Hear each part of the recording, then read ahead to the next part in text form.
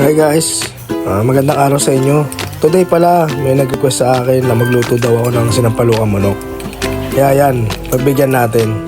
Pero sabi ko, luto sa kahoy.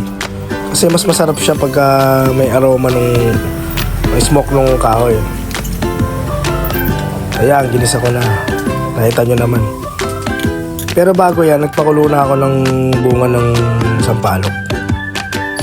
Para madali ko na lang siyang bigain.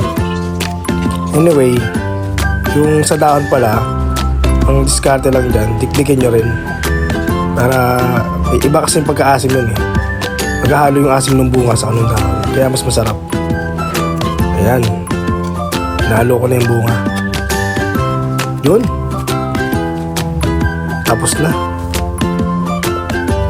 Tapos nun, sunod ko naman yung mani.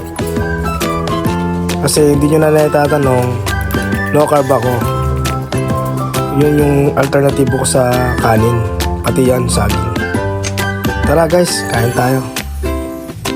Woo! Sarap nito. Pag may nag-request uli sa akin, lulutuin natin yan. Kayo mag-alala. Bye guys!